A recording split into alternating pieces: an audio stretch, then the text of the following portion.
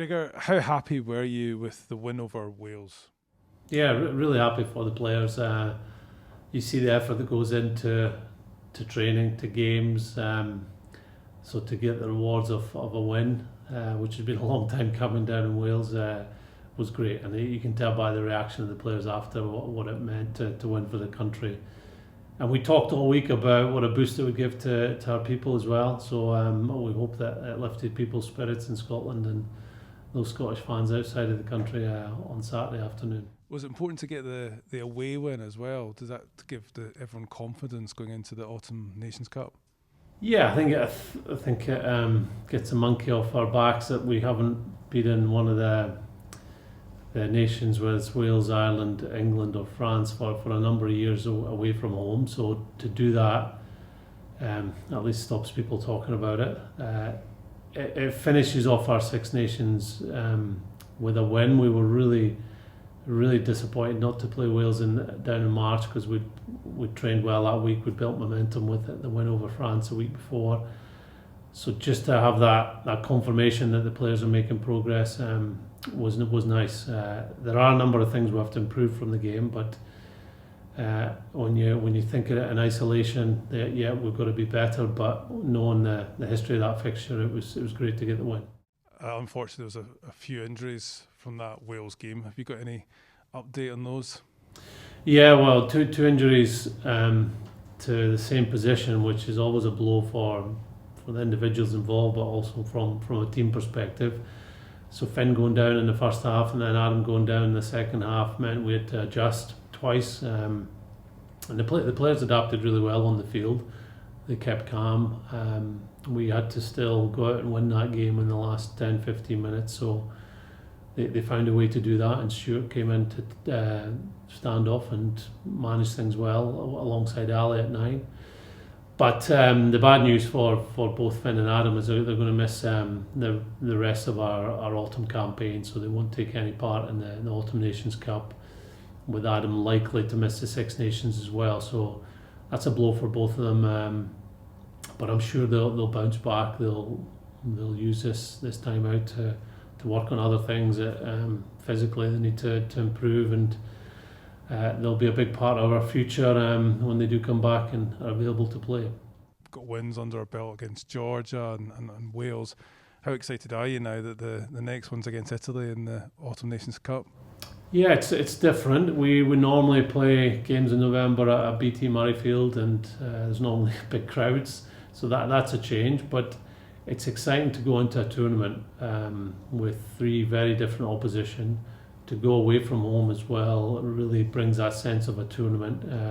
They'll be a really tough opponent. They'll be targeting this game as a home game, first game of the tournament for them to get off with a flyer. But we know how important this game is for us. If we want to go far in this competition and get into that final playoff for first and second, we have to start with a win.